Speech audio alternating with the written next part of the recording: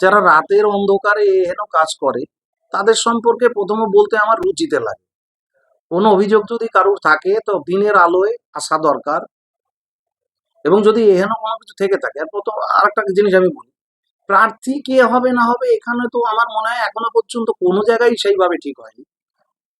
কিন্তু যদি এরা দলের ভালো কিছু চিন্তা করে তাহলে এইভাবে রাতের অন্ধকারে এটা প্রচার দিতে পারে না।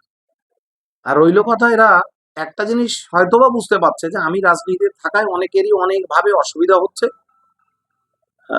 হয়তোবা যার জন্য এইগুলো করতে পারে। আর যদি কারোর কোনো এমন আমার প্রতি কোনো অভিযোগ থেকে থাকে তাহলে তারা প্রশাসনে যেতে পারে, পুলিশের দ্বারস্থ হতে পারে, কোর্টের দ্বারস্থ হতে পারে। আর এই ধরনের মানসিকতা নিয়ে আমি চলি না। আমি, সবাই জানে আমি ধর্মের পথে চলা মানুষ। আজকের পর থেকে যারা, বা যারা এগুলো বলেছে বা করেছে, আমি এর একটাও এলাকায় চলতে দেবো না। তার জন্য যদি আমার জীবনও দিতে হয় আমি 100 ভাগ রাজি আছি। এই ধরনের কাজের সঙ্গে যারা যুক্ত আছে, এতদিন সেইভাবে এই জিনিসগুলো দেখতাম না। এই গাঁজা পাচার থেকে, গাঁজা ব্যবসায়ী থেকে শুরু করে অটো টোটোর নাম করা হয়েছে বা অন্যান্য যা কিছু, মাটি মাফিয়া বা যা কিছু হোক না কেন, আমি এগুলোর আর মনে হয় এলাকায় করতে দেবো না। একদম পরিষ্কার ভাবে বললাম। তার জন্য আমার যা করতে হয় তাই করবো।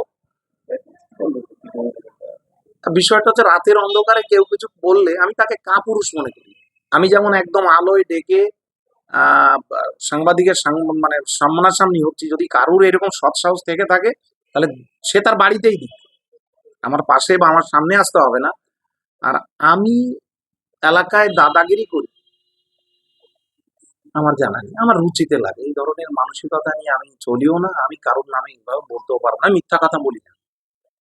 অতএব আমার আমি জানি না আগামীতে কি হবে বা কি হবে না, কে প্রার্থী হবে সেটা নিয়েও আমার মাথা ব্যথা নেই। তবে আমি সেই মানুষগুলোকে বলতে চাই, অন্যকে কালিমালিপ্ত করে নিজে ভালো থাকবে, যদি ভগবান থেকে থাকে জগতে প্রমাণ হয়ে যাবে। বিগত দিনে যেমন প্রমাণ হয়েছে, এবারও হয়ে যাবে। অতএব আমার কারোর প্রতি কোনো অভিযোগ নেই।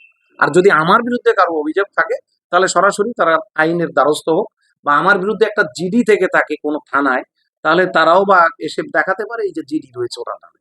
অতএব আমি এই নিয়ে কোনো কথা বলতে চাই না। আমি চাই দল এখান থেকে জিতে আসুক। বিগত 5টা বছর ধরে কিভাবে খেটেছি মানুষ বলবে, সাধারণ মানুষ।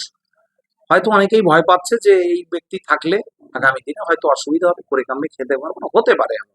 অনেকেই সুপ্ত বাসনা, তো আমি বিগত দিনেও বলেছি, অনেকের মনের মধ্যে এমন হয়তো রয়েছে যে আমার থাকায় হয়তো অসুবিধা হচ্ছে। কিন্তু আমি সেই ব্যক্তি না। আমি সব দিন চ্যালেঞ্জটা করতে ভালোবেসেছি এবং চ্যালেঞ্জ নিতে ভালোবেসেছি। অতএব আগামীতে আমার চ্যালেঞ্জ থাকলো, এলাকায় এই ধরনের কাজের সঙ্গে যারা যুক্ত আছে চিহ্নিত করে তাদেরকে এলাকা না, এই গাইঘাটা বিধানসভার বাইরে করবো আমি। এটা আমার দৃঢ় প্রতিজ্ঞা।